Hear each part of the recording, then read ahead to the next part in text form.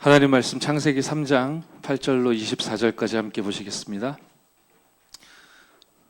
제가 어떻게 하면 시간을 절약할 수 있을까 기도하던 중에 하나님이 응답을 주셔서 제 인생 첫 PPT를 만들었습니다. 좀 띄워주세요. 하나님을 떠난 자의 모습, 저와 여러분이 오늘 나누게 될 메시지고요. 창세기 3장 8절부터 24절까지 저와 여러분이 한 목소리로 읽겠습니다. 제가 PPT로 써왔습니다. 합독합니다. 시작. 그들이 그날 바람이 불 때 동산에 거니시는 여호와 하나님의 소리를 듣고 아담과 그의 아내가 여호와 하나님의 낯을 피하여 동산나무 사이에 숨은지라. 여호와 하나님이 아담을 부르시며 그에게 이르시되 내가 어디 있느냐. 이르되 내가 동산에서 하나님의 소리를 듣고 내가 벗었으므로 두려워하여 숨었나이다. 이르시되 누가 너의 벗었음을 내게 알렸느냐. 내가 내게 먹지 말라 그 나무 열매를 내가 먹었느냐.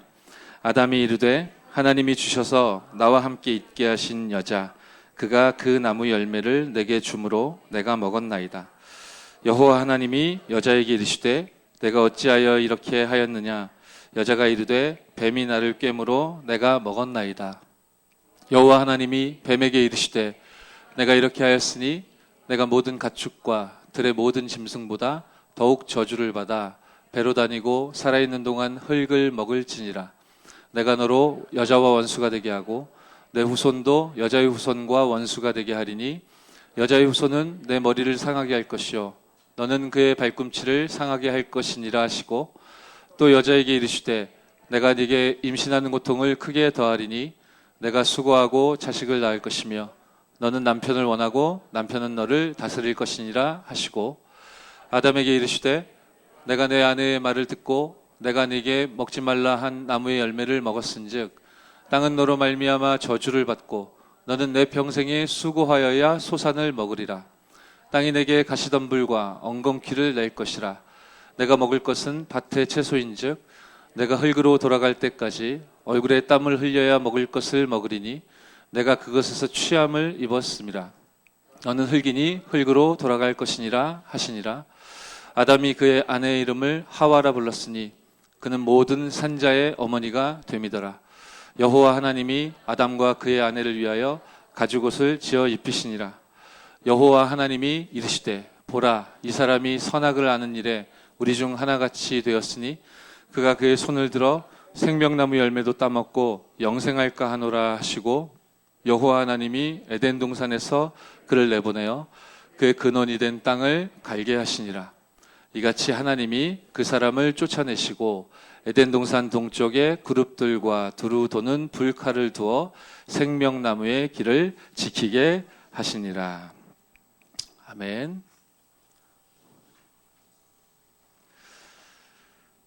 억지로 지고 가는 그 수고하고 무거운 짐. 오늘 일부 메시지에서 수고하고 무거운 짐진 자들아 다 내게로 오라 내가 너희를 쉬게 하리라. 이 본문과 제목을 가지고 우리가 말씀 받았는데요. 지금 이 땅을 살아가는 많은 사람들이 혹은 우리 귀중한 청년 여러분들이요. 억지로 지고 가는 수고하고 무거운 짐들이 아마 이제 여럿 있겠죠. 지난 주간에 제가 현장에서 어떤 한 분을 만났는데요. 오랫동안 신앙생활을 했습니다. 이제 예수 믿는 집안에서 태어나서 자랐고 렘넌트의 여정을 따라 성장하여서 지금은 전문인으로 응답을 누려야 할 시간표인데 이분이 하는 말이에요. 행복하지가 않대요. 행복하지가 않고 다 알겠는데 뭔지 다 알겠는데 문제가 나에게 있다는 거 알겠는데 그런데 알아도 도저히 해결이 안 된다. 너무너무 힘들다. 교회를 와도 내 교회 같지가 않고 우리 집 같은 친근함이 느껴져야 되는데 이제 그렇지가 못하고 마음 둘 곳도 없고 특히 내가 제일 싫어하는 건 포럼이다. 그래서 일단 와지지도 않고 오기도 싫고 그리고 일단 너무 힘들고 다 알겠는데 너무너무 힘들다. 주로 제가 이제 쭉 들어줬어요. 이 사람이 지금 어떠한 사정과 형편 가운데 처해 있는지 제가 어느 정도는 알고 있었지만 또 현장에서 또 중요한 시간표에 하나님이 만나게 하셨기 때문에 일단 사정을 쭉 들었어요. 그래서 제가 성급하게 이렇고 저렇고 이 사람에게 이야기를 하진 않았습니다. 오늘 우리가 말씀 받았던 것처럼 다 알겠는데라고 그분은 이야기했지만 과연 무엇을 얼마만큼 또 정확하고 확실하게 이분이 알고 있겠고 또 믿고 있겠고 누리고 있겠는가.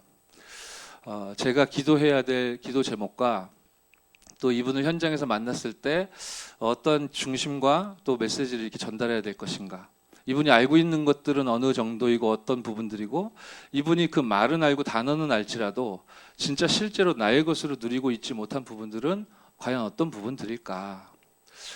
제가 이제 성급하게 답변은 안 했지만 예배 드려야 될 것 같은데요. 그죠? 다 알겠다고 하지만 예배 드리러 오기 너무너무 싫다고 하더라고요. 다 아는 게 아닌 것 같아요. 다 안다면 그럼에도 불구하고 하나님이 우리 인간에게 준 최고의 행위인 예배자의 자리에 앉아 힘을 얻어야 될 텐데 다 안다고는 하지만 예배 드리러 나오기 너무 힘들고 싫다고 하더라고요. 제가 가만히 대화 나눠볼 때 즉시 답변은 하지 않았지만 하나님이 주신 말씀과 또 하나님이 말씀 속에서 확인시켜 주신 기도 제목과 내가 잘 이게 누려지지 않고 이게 행해지지 않는다 하여도 그럼 다른 우리 동료들은, 우리 동기들은, 우리 청년들은 어떻게 그런 말씀을 따라가는가? 가만히 진실하게 좀 포럼하면 좋을 것 같은데 제일 싫어하는 게 포럼이라 그러더라고요. 여러분들도 그래서 그렇겠구나. 뭔가 이렇게 감지되는 지점이 있을지도 모르겠어요. 근데 제가 생각할 때는 포럼을 하면 될 것 같은데 제일 싫어하는 게 그것만큼은 절대 안 되는 게 포럼이라고 하더라고요. 다 안다고 하는데 과연 알고 있는 것일까? 많은 생각들을 하게 됐어요. 그러면서 일단은 제가 이제 매주 시간이 나는 대로 이 현장을 방문하고 또 대화도 나누고 이분이 좋아하는 것이 무엇인지 공감도 하고 그런 속에서 나도 배우고 그러면서 중요한 시간표에 이제 복음을 이 사람 마음속에 전달하고 집어넣어야 되겠다. 그런 생각을 하면서 좀 기도를 하게 되었어요. 우리가 다 안다고 하는데요. 수고하고 무거운 짐을 잔뜩 사람들이 억지로 지고 가고 있다고 했는데 그 첫 번째는 종교다라고 했단 말이에요. PPT 제가 만든 거예요. 지금 사진 제가 어설프게 넣어놨는데 이미지 파일 종교 딱 치고 이미지 파일 띄워보니까 사진들이 많이 엄청 뜨는데 이 장면이 저에게는 가장 좀 마음을 울리게 만드는 장면이었어요. 주변에 보니까 뭐 약간 허름하긴 하지만 빌딩들도 질비하게 서 있고 그리고 글로벌 기업들도 이 지역에서 활동하는 것으로 보이고 그리고 이렇게 풍성한 물이 흐르고 있는 뭐 자연 환경도 그리 나쁘지 않은 것 같은데요. 이 사람들이 이 물결 속에 들어가 각자의 종교적인 의식을 또 자신에게 주어진 방법대로 또 교리대로 행하고 있는 그런 모습들이죠. 사람도 아니고 코끼리도 아니고 뭔가 이상한 걸 지금 깎아 만들어 놓고 이거 만든 사람은 오늘 메시지 좀 형편이 되는 사람은 금칠한다고 했잖아요. 참 바보 같은 짓이라고 하면서 형편이 안 되면 페인트 칠해놓고 돌이나 나무를 깎아놓고 그걸 하나님이라고 절을 한다고 그랬는데 지금 금칠해놓고 물결 속으로 뛰어 들어가 이걸 하나님이라고 하면서 그거 만지고 이제 그것을 향하고 하나님께 돌아가야 될 경배가 지금 귀신을 향하여 있는 그런 상징적인 장면이라고 볼 수 있죠. 몰라서 그렇습니다. 듣지 못해서 그렇죠. 다른 이로서는 구원을 받을 수 없는데 천하 인간 중에 구원 얻을 다른 이름을 우리에게 주신 일이 없는데 내 상태가 어떤 상태에 빠져 있는지도 알지 못하고 그리고 내가 빠져있는 이 문제 속에서 내가 참으로 참된 행복과 길을 제시받고 그걸 따라가면 살 수 있는데 거기에 대한 해답을 정확하고 제대로 들어본 적이 없기 때문에 그리고 사람은 자기가 옳다고 믿는 것들을 끊임없이 추구하기 마련이거든요. 그죠? 그러니까 부정하기도 싫고 하니까 그거 붙잡고 계속 달려가는데 간단하게 제가 검색을 좀 해보니까 전 세계 한 16억 정도의 인구가 모슬렘이라고 하더라고요. 점점 기하급수적으로 늘고 있습니다. 전 세계 23% 정도 된다고 해요. 그리고 15% 정도, 약 10억 정도의 인구, 아마 인도가 대부분 그럴 것이기 때문에 이러한 것 같은데, 이제 힌두교. 이거 어떻게 된 거지? 왜 이렇게 됐지? 23% 모슬렘, 15%약 10억이 힌두교, 그리고 7%약 5억 정도. 저는 제가 생각보다 좀 적었던 것 같아요. 7% 정도가 불교라고 하고 나머지는 뭐 작은 종교들 혹은 무속이나 이제 토속 신앙들이다. 그런데 제가 굉장히 의외라고 생각한 건 32%, 22억여 명이 기독교라고 합니다. 따단! 근데 여기에는 이제 캐톨릭과 그쵸? 여러 종파들이 섞여 있겠죠.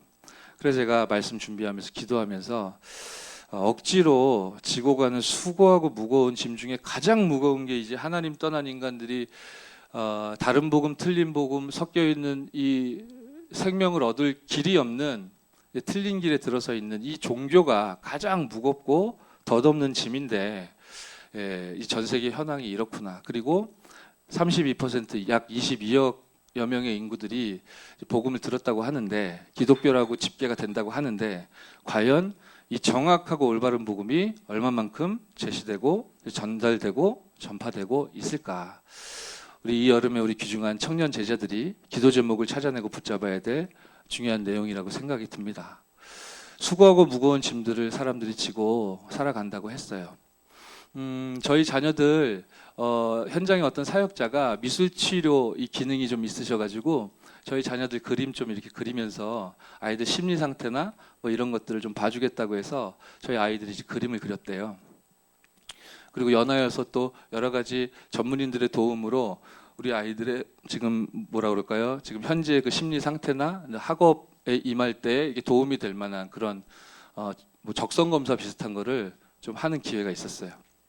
그래서 우리 아이들 이제 첫째, 둘째, 셋째 자료들을 이제 하나씩 이렇게 보는데 그럴 것이다라고 생각은 들었지만 막상 이렇게 딱 나오니까 제가 좀 미안한 마음이 많이 들더라고요. 우리 아이들에게 첫째는 이제 좀 자기도 성장하고 의젓해져서 그런 부분들이 많이 잡히진 않는데 둘째나 셋째 같은 경우는 이제 초등학생들이거든요. 아이들의 그림에 숨길 수 없대요. 아버지의 부재. 우리 같이 사는데 같이 사는데 그 그림에 여실히 드러난대요. 아버지의 부재. 그래서 내가 미안하다는 생각이 너무 많이 들었어요. 그리고 특히 그렇지만 뭐 시간이 많이 없기 때문에 주어지는 만큼 최선을 다한다고는 했는데 이제 부족했겠죠. 그래서 문제는 문제가 아니고 또 기회이기 때문에 그럼 어떻게 하면 좋을까 해가지고 기도하던 중에 하나님 바로 응답을 주셔서 당분간 매주 주일 점심은 우리 둘째 딸하고 밥을 같이 먹기로 했어요. 그래서 오늘 처음으로 이제 실천을 한 거예요. 이제 같이 가든파이브 쪽으로 갔어요. 가든파이브 쪽에 가서 좋아하는 음식 물어보니까 뭐 아무거나 먹겠다고 역시 제 딸이더라고요.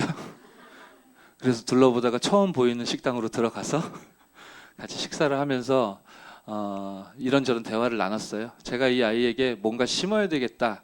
심고 싶은 메시지와 중심과 언약과 복음이 가득하죠. 그런데 또 하나의 프로그램이 되면 되지 않았으면 좋겠다. 그런 마음에 그냥 아이와 행복하게 웃고 떠들고 하면서 밥을 먹었습니다. 이제 그러고 나오는데요. 그 식당 인근에 유니 땡땡이라는 대형 이제 옷 가게가 있더라고요. 그런데 이제 당장 봐도 뭐 그 점포만 그런 건 아니었는데 한산하더라고요, 사람들이. 제 딸이 아빠 알아? 저기 망했대. 내가 알기로는 아직 망하진 않은 것 같은데. 그래서 제가 지금 사진 저걸 띄웠는데요. 가지 않겠습니다, 사지 않겠습니다. 단호하네요. 노라고 써 있고 동그라미에는 어떤 한 나라를 향하고 있음이 분명해 보이는 그런 상징이 박혀 있는데 지금 뭐 싸우고 뭐 난리 났어요. 뭐 한국만 그런 건 아니고 또 한국과 일본만 그런 것도 아니고 전 세계가 지금 갈등 속에 있어요. 뭐 세계 단위로 나가지 않는다 해도 국가 단위로 나가지 않는다 해도 우리들의 일상의 삶에서도 계속 이러한 문제나 다툼이나 갈등들은 다 그런 건 아니지만 돈이 모든 것이고 돈만 있으면 모든 게 해결됩니까? 그렇지 않다라는 증거들도 우리는 역사에서 많이 확인을 해요. 그런데 대다수의 사람들은 없다, 힘들다, 가난하다 이것 때문에 많은 어려움을 느끼죠. 수준 높은 정치인들이, 관료들이 수준 높은 모양을 취하고 테이블에 앉아서 대화를 나누지만 결국에는 사도행전 3장 5절 성전 미문 앞에 앉아있던 안진뱅이가 성전에 기도하러 올라가던 베드로와 요한을 바라보면서 그들에게 무엇을 얻을까 하여 바라봤던 것처럼 개인이든 또 민족 단위이건 국가 대 국가이건 사람들은 수고하고 무거운 짐을 지고 경제 문제 가운데 고통스럽게 살아가고 있는 것 같습니다. 연구하고 있는 사람의 사진을 제가 심어놨는데 계속 발전하잖아요. 계속 발전하고 사람들도 더 똑똑해지고 자기 관리하기 위해서 여러 가지 좋은 의미 있는 방법들도 계속 등장하는데 사람들이 어려워요. 제가 지난 주간에 어떤 현장을 방문했어요. 갑작스러운 이제 질병 문제가 이분에게 닥쳤던 것 같아요. 얼마나 당황스러웠을까. 오랫동안 좀 시름시름 앓다가 그 문제가 이제 불거져 나온 게 아니라 갑작스럽게 이제 그 질환과 질병의 특징이 그래요. 전조가 없다가 갑자기 탁 터지는 거죠. 근데 이제 잘못하면 죽을 수 있는 이제 심각한 질환이란 말이에요. 그러니까 이제 당한 당사자 입장에서는 당황스럽고 힘들겠죠. 가족들도 이제 놀래고 그럴 거 아닙니까? 부랴부랴 막 병원에 가고 한단 말이에요. 그러니까 이제 자기가 지금까지 살아왔던 삶을, 일반적인 삶을 살 수가 없어요. 경제활동도 제대로 할 수가 없을 거고, 내가 마음과 생각과 심정은 그렇지 않은데 이제 내 바삐 걸어가던 삶을 갑자기 멈춰야 되고, 그럼 어떻게 살아가야 될지 막 막막하고 마음이 무너지고 힘들고, 가족들 쳐다보면 막 어떻게 해야 되나 막 고민 속으로 들어갈 수밖에 없으니까 이분이 이제 계속 우울해진 거예요. 계속 우울해지고 계속 혼자 있는 시간이 길어지다 보니까 더 이 악순환은 반복되고, 여기서 회피하고 싶으니까 다른 방법 없잖아요. 다른 방법 없으니까 그냥 몇 걸음만 집 앞에 있는 슈퍼를 향하면 이제 현실에서 잠깐 도피할 수 있는 술이란 좋은 방법이 있기 때문에 이분이 이제 그걸 먹기 시작한 거예요. 제가 방문한 그 현장에 이렇다 저렇다 제가 의견과 의사를 말하는 게 아닙니다. 이렇게 이분이 아팠구나, 너무너무 힘들었구나 라고 느껴질 만큼 여러 흔적들이, 자국들이 이렇게 남겨져 있는 걸 보면서 굉장히 마음이 아프다 이런 생각을 했어요. 그 현장에 들어가서 자리에 앉아서 예배를 드리려고 하는데 약봉투가 가득하더라고요. 그래서 이분은 갑자기 그런 질병 문제가 왔기 때문에 술을 계속 드시면 안 돼요. 본인도 알아요. 근데 가족들도 그걸 알기 때문에 너무너무 마음 아파해요.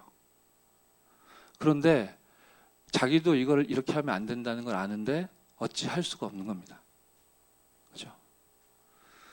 내가 이 질병 문제에서 빠져나오려면 이걸 해결하고 이제 치유받고, 그리고 내가 가족들을 위해서 다시 한번 힘있게 나아가야 한다는 걸 아는데 이게 안 되는 거예요. 그죠? 그러니까 계속 술에 의지할 수밖에 없는 거예요. 이게 나를 지금 죽이고 우리 가족들에게 상처를 준다는 사실을 알지만 그게 안 되는 겁니다. 왜 그렇습니까? 그 질병 문제가 갑작스러운 재앙이 아닙니다. 오래된 문제란 말이에요. 오래된 문제고 단순히 오래된 문제도 아닙니다. 그 출발과 시작이 저와 여러분들 잘 알고 있다시피 영적인 문제에서 시작된 거기 때문에, 그죠? 내가 원치 않지만 나도 모르는 사이에 내 영혼 속의 마음과 생각 속에 각인되어져 버린 문제란 말이에요. 사도행전 8장 4절로 8절에, 특히 7절에 많은 사람에게 더러운 귀신이 붙었다. 많은 중풍병자와 못 걷는 사람들이 있었다. 나았다고 성경은 말씀하고 계신데 이렇게 치유받은 사람들이 굉장히 많았던 거예요. 예수님 당시에도. 지금도 마찬가지입니다. 너무너무 많은 사람들이 하나님을 떠나 하나님을 만나지 못하여 나에게 와 있는 이 문제가 어떤 문제인지도 알지 못하기 때문에 당연히 근원적인 해결책을 찾지 못해서 방황하고 있고, 똑같은 재앙 속에 있던 사람이에요. 더덥고 너무나 무겁기만 한 수고하고 무거운 짐을 지고 살아가던, 오늘 일부 메시지에 등장했던 산다싱이라는 사람 얘기하셨죠. 저 사람 책에는 제목이 선다싱으로 나와 있네. 무슨 발음이 본토 발음인지 잘 모르겠습니다. 왠지 서야만 할 것 같고 죄송합니다. 저 산다싱 이야기는 많이 들었는데요. 예전에 한번 지나치면서 이렇게 들었던 기억은 나는데 제가 자세히 몰랐거든요. 그래서 오늘 일부 말씀 받고 가만히 검색해 보면서 자세히 좀 들여다봤더니 이분이 인도 사람이더라고요. 그래서 인도의 바울이라고 불리는 중요한 전도자로 쓰임 받은 증인인데, 당연히 그러니까 힌두교 신자였겠죠. 힌두교 중에 한 종파인 시크교를 섬기는 집안에서 태어나서 자랐다고 해요. 이 사람이 태어나서 자란 그 동네는, 이 사람이 태어나서 자란 그 집안은 비교적 부유해서 많은 혜택을 볼 수 있는 환경이었는데 그 지역의 학교가 마땅치 않았나 봐요. 초등학교가. 그래서 이 사람이 가까이에 영국 선교사가 만든, 말하자면 기독교 학교가, 사립학교가 있었던 거예요. 그래서 부모님이 너무너무 싫지만, 우린 시크교인데 기독교 학교를 보내야 된다는 게 너무너무 싫지만 양질의 교육을 받게 하기 위하여 아이를 거기 보낸 거예요. 거기 다니는데 너무너무 반항적이었대요. 예배 시간에 막 소리 지르고 나가고, 나한테 이런 거 강요하지 말라고, 나는 경건한 시크 교도라고 시크하게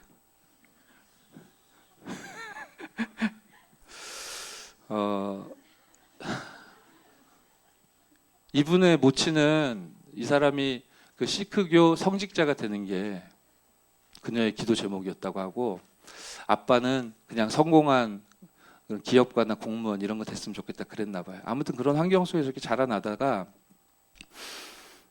굉장히 지혜롭기도 하고 똑똑하고 또 마음도 착해가지고 어려움 당한 사람들 막 돕고, 어릴 때부터 그렇게 착하고 똑똑한 아이였는데 학교 다니던 초등학교 무렵 어느 날 이제 갑자기 자기가 가장 사랑하던 엄마가 이제 죽게 된 거죠.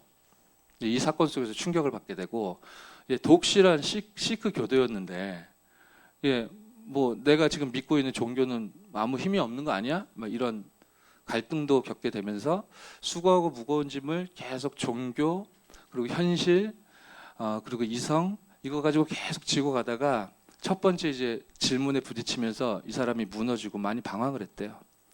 그런 중에 학교에서 늘 자기가 들었던 얘기고 자기는 거부하고 거절하고 도망가고 했었는데 늘 반복되던 예배고 메시지였었던 것 같은데, 어느 날 이제 하나님 주신 말씀이 이제 부딪혀 온 거죠.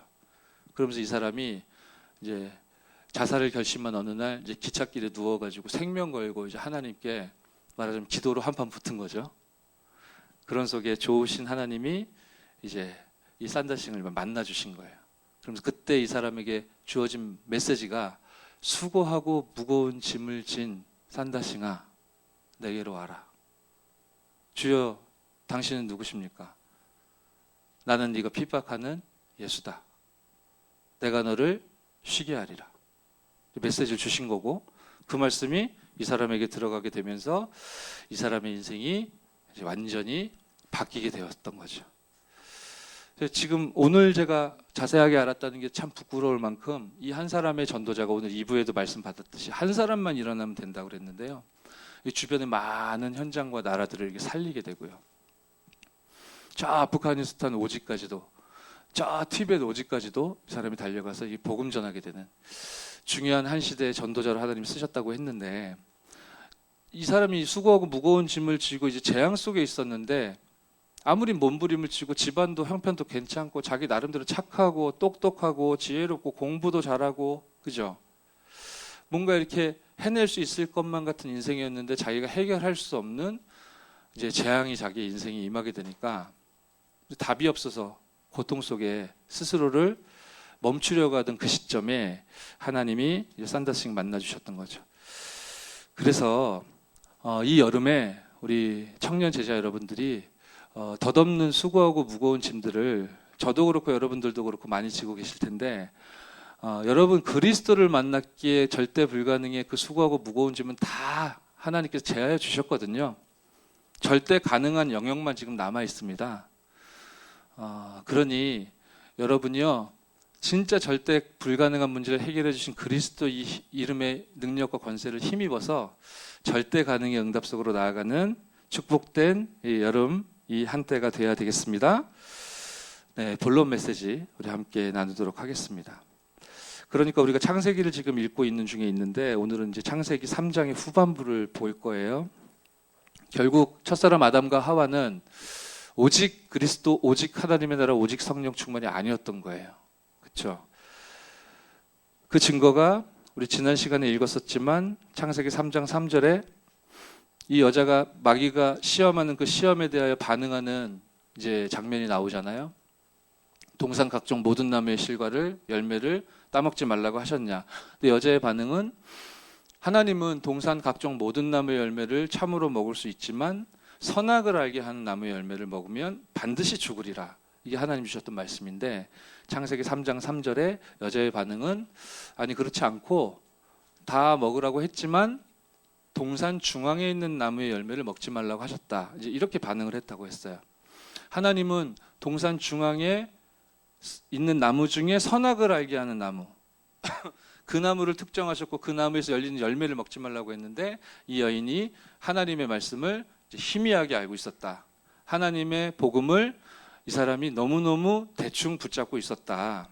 즉 오직 그리스도, 오직 하나님의 나라, 오직 성령 충만 이 말씀은 알고 있었는데 이 언약 속에 그녀가 들어가 있지 않았던 것이다라고 했어요. 이거는 단순히 말씀 대충 붙들었다, 기억 못했다 이런 의미가 아니라고 했어요. 말씀을 주신 하나님, 하나님이 언약의 하나님이라는 이 영적인 사실, 이 언약은 반드시 변경되지 않고 성취되어진다라는 이 중대한 사실을 이 여인이 이렇게 놓쳐버린 거라고 했어요. 쉬운 말로는 불신앙이라고 했죠. 그 불신앙이 사실은 하나님 떠나게 만든 가장 무서운 죄이고 원죄라는 것은 다시 말해서 불신앙이다. 그렇게 우리가 이야기를 나눴었단 말이에요. 그래서 인생은 어떻게 되었습니까? 이후로 죄의식 속에서 이제 살아가게 되었습니다. 모든 사람이 죄 가운데 빠졌기 때문에 예외가 없고요. 모든 사람은 죄의식 속에서 살아가게 되었고 살아가고 있죠. 3장 8절에 보니까 여호와의 낯을 피했다라고 돼 있어요. 당연히 하나님을 떠나 죄 가운데 빠져있는 그 상태 속에 있기 때문에 죄의식 때문에 여호와의 낯을 피해요. 8절에 보시면요. 그들은 아담과 하와죠. 바람이 불 때 동산에 거니시는 여호와 하나님의 소리를 듣고라고 나와 있어요. 바람이 불 때라고 돼 있습니다. 바람 소리요.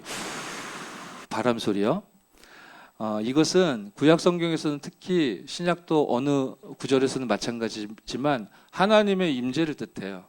성령의 임재, 요걸 나타내는 거예요. 처음 창세기 1장 2절에 태초에 천지를 창조하실 때 하나님의 영은 수면 위로 운행하시니라 이렇게 나오죠.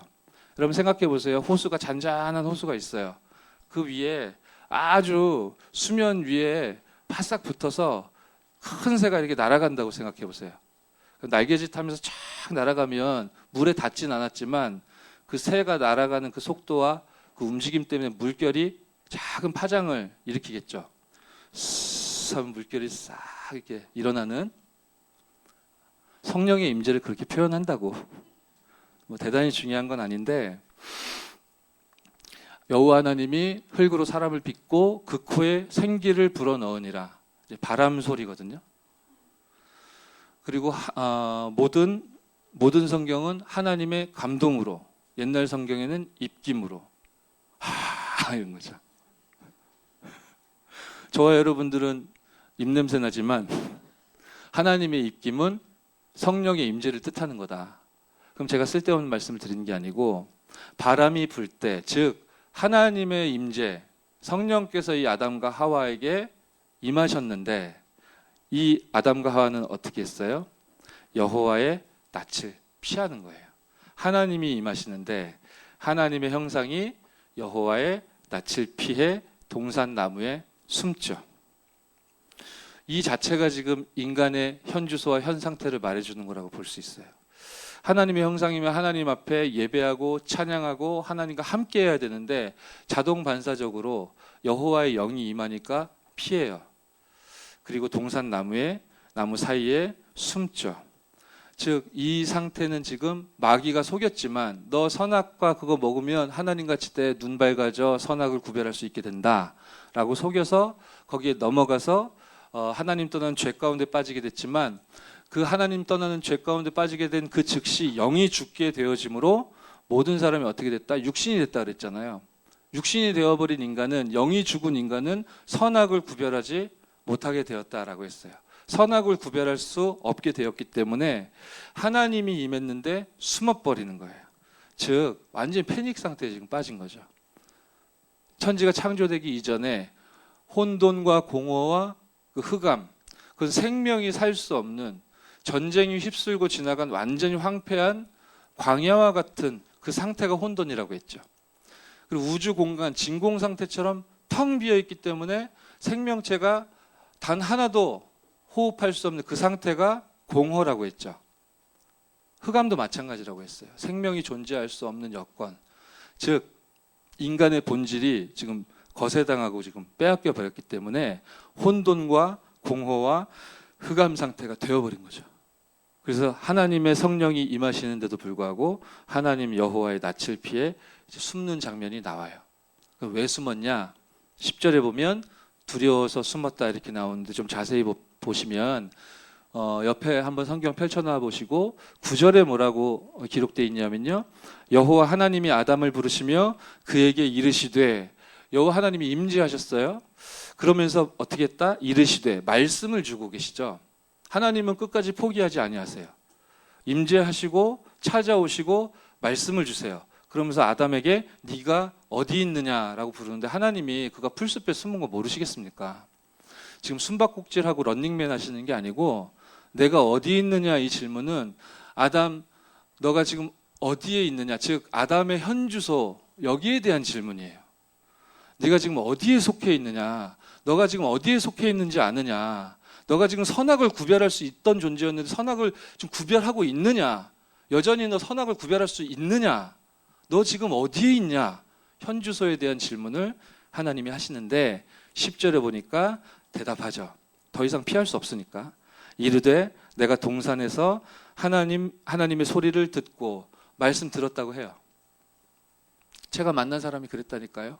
다 알겠는데 안 되고, 내 문제라는 거 알겠는데 안 되고 결론은 행복하지 않아요. 하나님의 소리를 듣고 말씀 들었어요. 근데 뭐라고 합니까? 두려워하여 숨었대요. 하나님의 말씀을 받으면 그 말씀이 이 원래 인간 사람을 통해 성취되어지고 경작하며 지키는 하나님이 주신 미션을 수행하면서 하나님의 뜻과 계획을 확장시키는 최고의 축복된 유일한 존재로 하나님은 인간을 창조하셨는데, 얼마 전까지만 해도, 범죄하기 직전까지만 해도 하나님의 말씀은 축복 그 자체였고 그 자체가 응답이었는데 말씀이 임했는데 두렵다고 해요. 나하고 안 맞죠. 두려운 겁니다. 그래서 내가 숨었습니다 라고 지금 반응하잖아요. 그런데 두려워서 숨었다라고 말하는 이유가 뭐냐면은 내가 벗었으므로 라고 말하죠.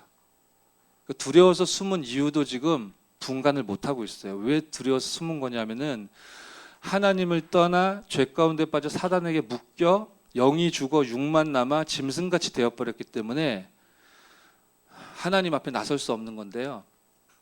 원인도 지금 나에게서 찾는 거예요. 내가 벗었으므로 숨었다. 지금 내가 왜 두려워하고 있는지, 이 문제는 왜 발생했는지, 내가 어디로 돌이켜야 하고 어디를 향해야 될지 전혀 모르고 있는 거예요. 완전히 지금 망각해버린 거예요. 그죠? 다 알고 있고 똑똑한 것 같고 똑바른 소리 하고 있는 것 같지만 아무것도 지금 모르는 거예요. 이렇게 두려움 속에 처한 인간이 당하게 되는 상태는 수치와 부끄러움, 이렇게 돼 있어요. 수치심이라는 거는 말하자면 나 스스로를 부끄럽게 여기는 거잖아요. 이런 일이 뭐 언제 발생합니까? 당연히 나에게 있어야 하는 걸 잃어버리거나, 옷 같은 거, 뭘 이렇게 빼앗기거나, 뭘 이렇게 뭐 내가 오해를 받거나, 안 그런데 나 그런 사람 아닌데 막 오해받거나, 그죠? 내가 뭐 거부당하거나 거절당하거나 이러면은 그 수치심, 부끄러운 거 생기잖아요. 제가 중학교 2학년 때였던 것 같은데 확실히 기억이 안 나네. 88 서울 올림픽이 있었어요. 여러분 88 서울 올림픽 구경한 청년들 있어요? 다들 신제품이라고 잘 모를 것 같은데, 제가 중학생 때 서울 올림픽이 있었는데 그 강제 관객으로 동원됐었어요. 이제 청소년들이 대부분. 그래가지고 주 경기장에서 진행된 육상 경기에 저희 반은 동원이 됐어요. 선생님이 이야기했어요. 한국 문화에 자긍심을 알려야 된다. 너희들이 육상 경기 보러 가는 날 전부 한복을 입고 가라 그러더라고. 그러니까 내가 얼마나 착한지 지금 얘기를 할게요. 여러분 저에 대해서 오해하고 있어요. 한복 입고 갔다니까요, 제가. 근데 갔더니 나만 입고 왔어요. 그 자체도 너무 부끄럽고 쪽팔리고. 그런데 그 주경기장 앞에 큰 광장 있잖아요. 거길 내가 한복을 입고 이렇게 걸어가는데 거기 전 세계인들이 막 그 광장에 가득하고 막 버글버글한데 이 한복은 이제 뭐예요? 서양식 벨트가 아니잖아요. 끈 이렇게 해서 동여 매는 거잖아요. 제가 맨다고는 잘 동여 맸는데 그게 풀어지면 이제 큰일 나거든요. 그죠? 한복은 막 이렇게 품이 크잖아요. 그래서 그걸 돌돌 말아서 이렇게 딱 매서 입은 건데 막 그 광장을 당당하게 걸어가는데 한국의 미를 알리는 거야. 막 이러면서 걸어가는데 이게 풀렸나 봐. 뭔가 허전해서 봤더니 바지가 내려가 있는 거예요. 중학교 2학년, 3학년 때였던 거. 한참 그 감수성 예민하고 막 그럴 때.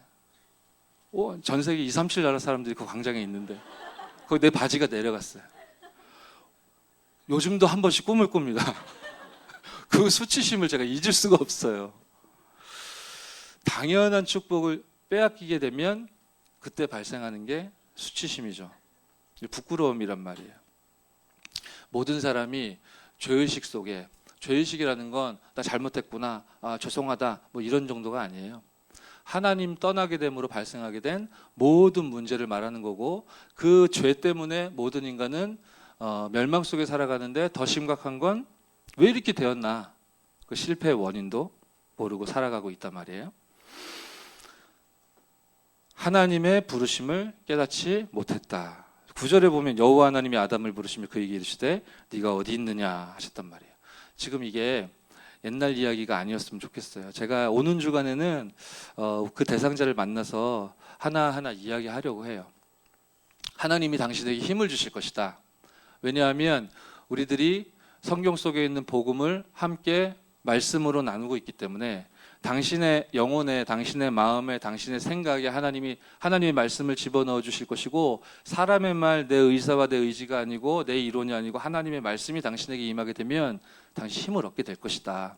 그러면 당신이 예배를 회복해야 된다. 제가 시간표에 맞게 하나하나 이야기하고 권면해 주려고 해요.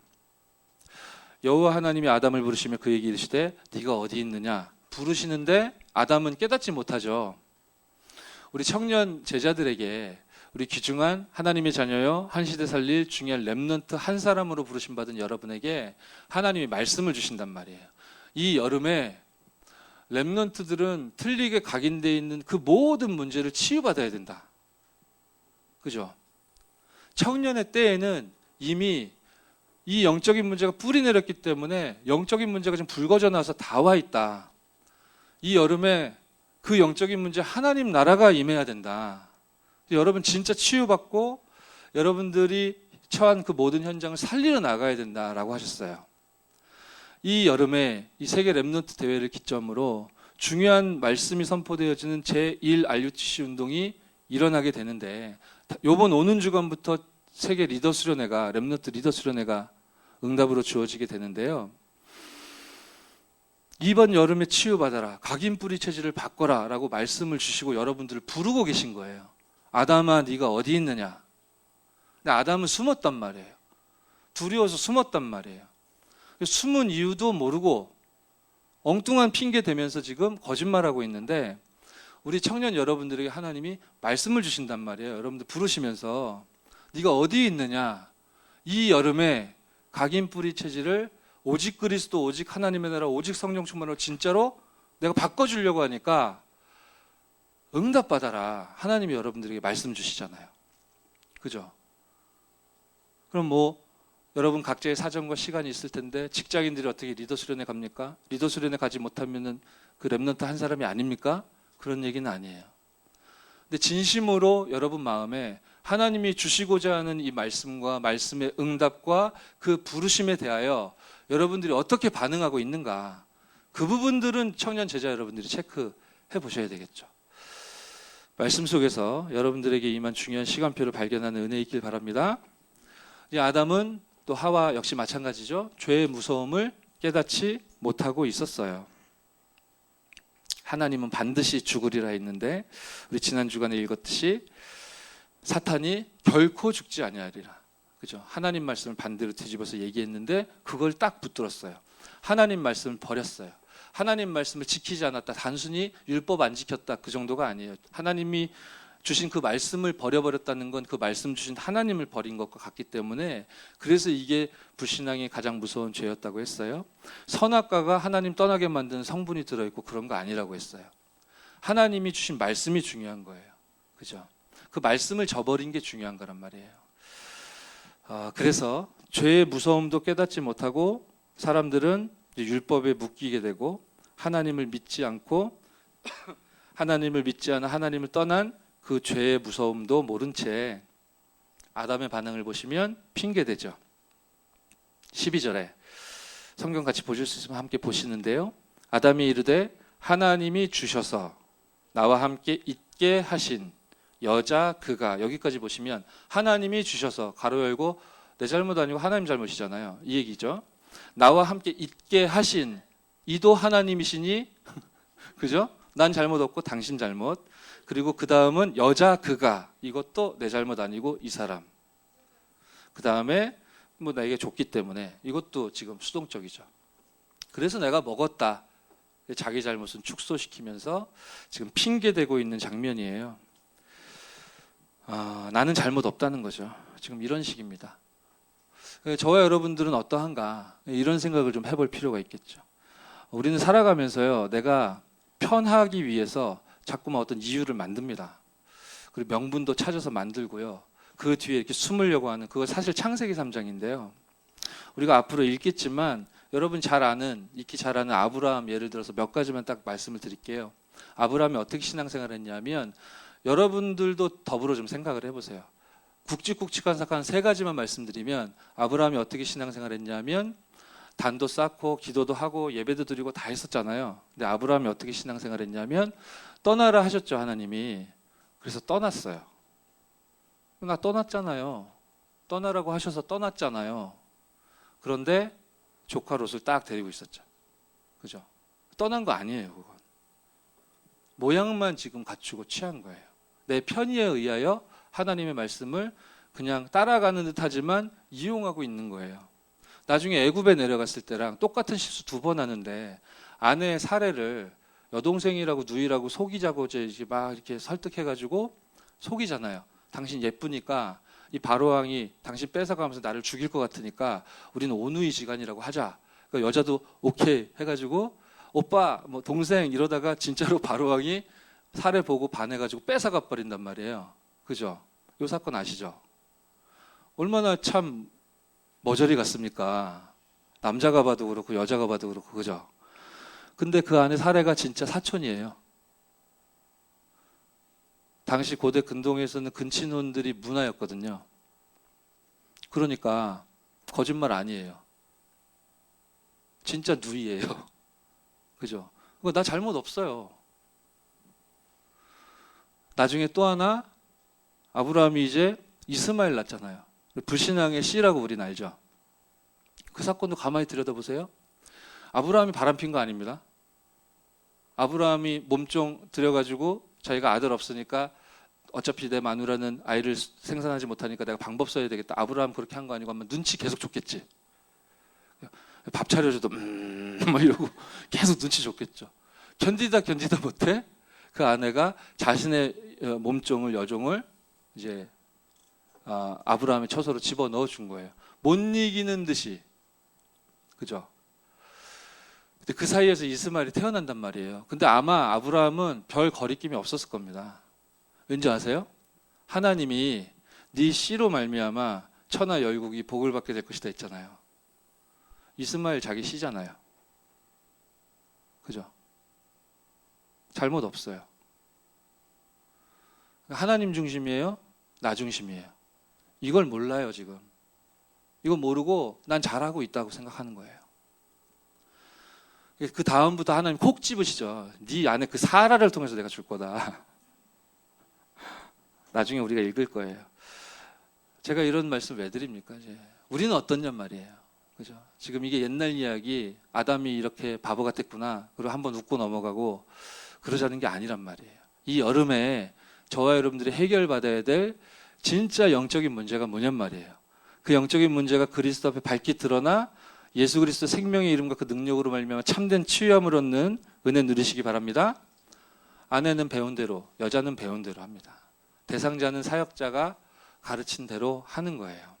여자가 대답하죠. 하나님이 내가 어찌하여 이렇게 하였느냐 물으시니까 뱀이 나를 꿰므로 내가 먹었나이다. 역시 가로 열고 나는 잘못 없습니다. 배운 대로 하는 거예요. 그래서 여러분 한 사람이 중요하다. 너무너무 중요하다. 올바른 복음을 가지고 바른 복음을 정확하게 설명할 수 있는 한 사람의 전도자가 너무 중요하고 소중하다. 여러분들이 이 일의 증인이요 주역으로 부르심받은 귀한 청년 제자인 줄 믿습니다. 여러분이 아니면 현장은 안 되게 되어 있습니다. 왜 그렇습니까? 하나님을 떠난 자는 저주 속에서 살아가야만 하기 때문에. 14절에 말씀하시죠. 저주의 아비라고 되어 있는데요. 여호와 하나님이 뱀에게 이르시되 내가 이렇게 하였으니 내가 모든 가축과 들의 모든 짐승보다 더욱 저주를 받아 배로 다니고 살아있는 동안 흙을 먹을지니라. 물론 영적인 의미가 들어가 있는 본문입니다.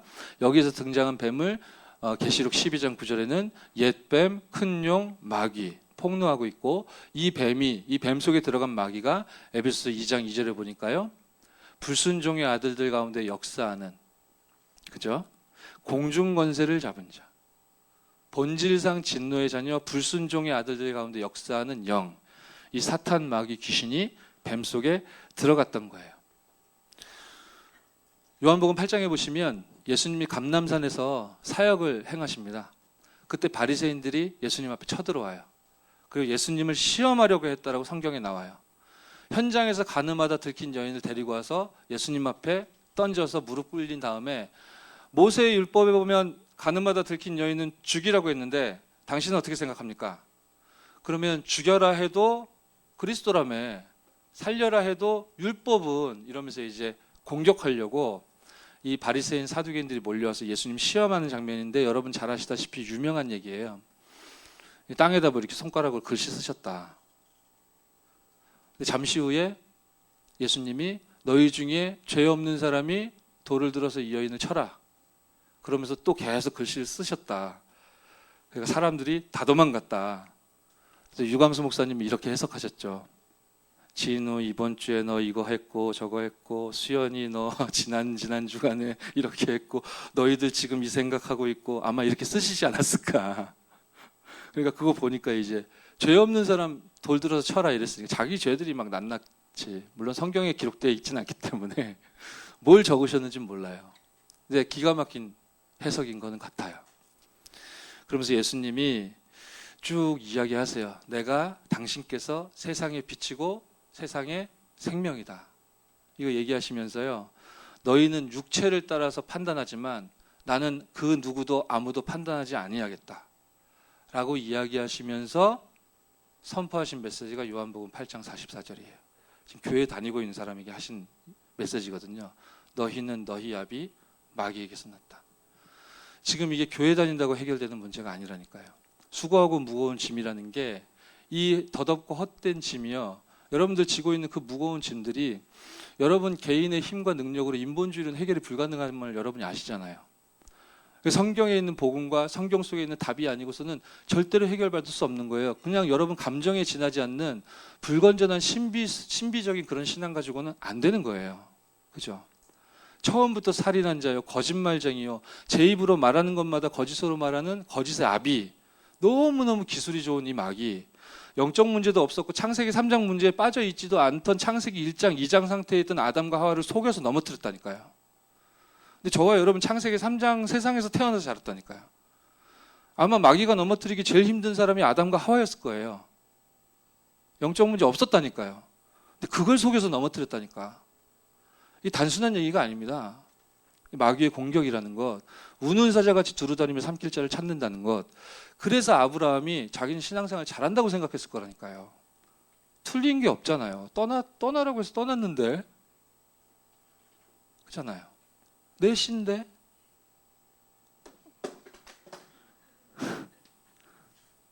제 사실은 사촌입니다. 잘못한 거 없어요. 그죠? 나는 잘못 없고 당신이 그리고 이 여자가 아담도 똑같단 말이에요. 저와 여러분은 어떠냔 말이에요. 그래서 하나님을 만나지 못한 사람들은 죄와 저주 아래 있고 원수의 손 아래 놓이게 되었습니다.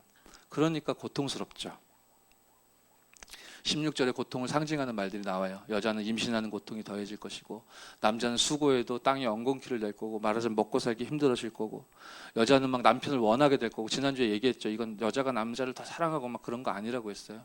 내 마음대로 하고 싶은 이 욕심이라고 했어요. 그렇죠? 근데 내 마음대로 안 되니까 신경질 나는 거 그건데, 그럼 여자만 그렇냐? 남자도 똑같다고 했어요. 내 마음대로 이 여자를 마음대로 움직이고 싶은데, 그러니까 내가 힘이 있으니까 아담은 어떻게 했어요? 여자 이름을 하와로 지어주고 다스렸다 했어요. 이 창세기 3장 문제, 가정에 파고든 개인에게 파고든 창세기 3장 문제란 말이에요. 약육강식, 약육강생, 적자생존, 이런 것들이 창세기 3장 세상이 출현하면서 만들어진 거예요. 하나님이 만든 법칙이 아니란 말이에요. 이런 고통이 절대로 해결 불가능하게 되었습니다. 심지어 땅도 저주를 받았다. 17절에 그렇게 말씀하죠. 왜 이 땅에 저주가 가득합니까? 교회 문제입니다. 우리 숱하게 많이 메시지를 들었어요. 교회 문제입니다. 교회 책임입니다. 올바른 복음 똑바로 정확하게 전달하지 않기 때문에 그렇습니다. 그렇지 않기 때문에 세상은, 불신자들은, 하나님 떠난 사람들은 교회를 오해하고 복음과 전도를 오해해서 교회를 욕하거나 비난하거나 그런 일들이 벌어지기도 해요. 너무너무 안타까울 따름이죠. 교회 책임입니다. 교회 책임으로 사람들이 교회를 욕합니다. 근데 이러한 악순환의 고리 때문에 이 멸망은 점점 더 가속화되고 더 무거워질 거거든요. 너무너무 이빠른 소리로 교회에 대해서 비난하고 공격하지만 그거 다 맞는 말일 수도 있어요. 그런데 그 말하는 그 사람이 재앙은 점점 가속화될 수밖에 없다. 옆 사람 축복합시다. 그래서 당신이 중요합니다. 그렇습니다. 올바른 교회가 그래서 꼭 필요한 거예요. 237 성전운동이 그래서 반드시 필요한 것이다. 왜냐, 모든 인간이 하나님이 주신 가치를 상실했습니다. 영이 죽어 육신이 됐습니다. 지난주에 얘기했잖아요. 창세기 1장 29절에 인간은 과일을 먹는 거였고, 1장 30절에 짐승이 채소 먹는 거였는데, 3장 18절에 보니까 영이 죽어 육신이 된 인간은 밭에 채소를 먹어야 되는, 그렇죠? 그런 짐승 같은 상태로 전락해버렸고 가치를 상실했다. 결론입니다. 그럼 하나님이 어떻게 하셨습니까?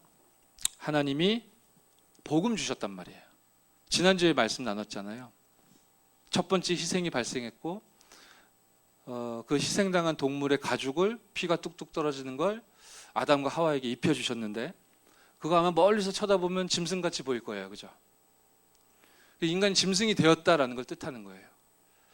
해골산에서 사형틀에 못 박혀서 옆구리에 창이 찔리고 물과 피가 다 쏟아져 죽을 때까지 그냥 기다리는 그 참혹한 처형을 예수님이 당하셨거든요. 굉장히 가장 잔인하고 참혹한 사형법이에요. 그죠? 그렇게 하면 마귀는 끝낼 수 있을 줄 알았어요. 대반전이 일어나잖아. 그 십자가에 죽으신 그리스도께서 말씀하신 대로 3일 만에 죄와 저주와 사망의 문제를 끝내시고 부활하셨잖아요. 그래서 저와 여러분들이 구원의 길을 여신 겁니다.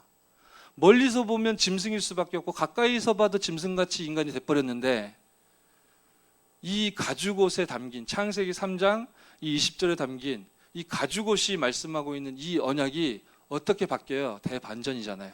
피의 언약, 메시아의 언약, 그죠? 아담과 하와는 그 피 철철 흘러 넘치는 거 입고 막 서러워서 막 울면서 그랬을 수 있어요. 근데 그게, 그 가죽옷에 하나님은 어떤 메시지를 담아주셨냐? 이 피가 아니면 안 된다. 이 피 네가 흘린 거 아니잖아. 너를 대신해 다른 동물이 죽었고 그 동물이 흘린 피잖아. 이렇듯 메시아가 오셔서 인간의 모든 문제를 해결하셔야만 하고, 그 일이 너에게 임해야 너가 잃어버린 참된 현주소와 정체성을 회복할 수 있다. 하나님이 여러분들에게 그리스도의 완전한 복음을 허락하셨으므로 참된 힘을 얻는 이번 여름 시간표 되시기를 바랍니다. 하나님이요, 기회를 주신 겁니다. 하나님이 에덴 동산에서 아담과 하와를 쫓아내신 것이 아닙니다. 22절부터 24절 나와 있는데요. 22절에 그냥 읽으면 쫓아낸 것 같지만요, 지금 인간의 모습이 어떻습니까? 선악을 구분하고 있지 못하다니까요. 선악을 구별하지 못하고 있는 영원한 멸망과 저주 가운데 들어간 상태에서 생명나무 열매를 따먹으면 그 상태에서 영원히 사는 거예요. 하나님이 그 저주와 재앙이 인간에게 임하지 않도록 보호하시기 위해 인간을 내보내신 거예요. 다시 말해서 기회를 주신 겁니다. 그러면서 23절 보십시오. 우리 함께 찾아볼까요? 창세기 3장 23절 우리 한 목소리로 읽어보겠습니다. 시작. 여호와 하나님이 에덴 동산에서 그를 내보내어 그의 근원이 된 땅을 갈게 하시니라. 아담과 하와에게 하나님 주신 미션이 있다고 했었어요. 우리 2장 읽을 때 얘기했었단 말이에요. 그냥 열매 따먹고 오렌지 주스 퍼먹고 날로 먹고 놀고 먹고 그러지 않았다 했어요. 2장 15절에 분명히 하나님이 아담과 하와에게 주셨던 미션이 있다고 했어요. 자세하게 우리가 이해할 수는 없지만 어떻게 표현되어 있다고 했어요? 경작하며 지키게 하셨다라고 되어 있어요. 근데 오늘 23절에 뭐라고 되어 있어요? 땅을 갈게 하시니라. 경작하고 땅을 갈게 하시니라. 같죠? 하나님이요, 기회를 주셨습니다. 경작하고 땅을 갈고 어떤 이미지다 했어요? 하나님의 뜻과 계획이 여호와의 동산에만 머무는데 하나님의 형상이 2명밖에 없었는데 이 사람들이 경작하고 지키는 일을 하나님이 주신 미션을 계속 수행하면서 그 동산을 넓혀가는 거예요. 하나님의 뜻과 계획이 한정적으로 머물고 있는 그 지경을 넓히는 게 원래 인간에게 주어진 미션이고 하나님의 목표였던 거예요. 그러면서 생육하고 번성하여 이 하나님의 형상이 충만하게 지구 전체를 채워나가는 거예요. 어떤 이미지가 떠오르십니까? 하나님이 기회를 주신 거예요. 전도라는 기회를. 아멘? 인간은 하나님을 떠나 완전한 멸망 가운데 처했는데 하나님이 창세기 3장 15절, 창세기 3장 20절 이 피의 언약, 메시아의 언약, 그리스도의 언약을 심어주시고 동시에 어떤 기회를 주셨냐? 이 복음이 확산되어지지 않으면 절대로 안 되게 돼버렸기 때문에, 하지만 처음부터 원래 인간에게 뜻하신 바는 그거였기 때문에 하나님이 전도를 주신 겁니다. 근원이 된 땅을 갈게 하셨다. 이렇게 언약을 주셨는데 이번 여름에 영적 문제 치유받아라, 하나님 나라에 임하는 응답을 드려라, 그래서 살리러 가라 라고 메시지를 받았는데 24절에 인간은 하나님을 떠나갑니다. 동쪽으로 나가버려요. 저와 여러분은 이번 여름에 또다시 나와 함께 하시는 하나님, 말씀을 성취하시는 하나님, 구원사역을 이루시는 그리스도, 내 속에 성령의 능력으로 역사하시는 바로 이 성삼위 하나님이 정말로 여러분과 함께 하심을 믿고 누리고 확인하는, 그래서 치유받는, 그래서 다른 사람을 살리는 서밋의 주역으로 세워주실 줄 믿습니다. 우리 시간에 하나님 주신 말씀을 언약으로 붙잡고 우리 중심을 담아 하나님 앞에 예물을 드리며 찬양을 하도록 하겠습니다. 나 주님 마음 봅니다. 하나님 앞에 찬양 드리겠습니다.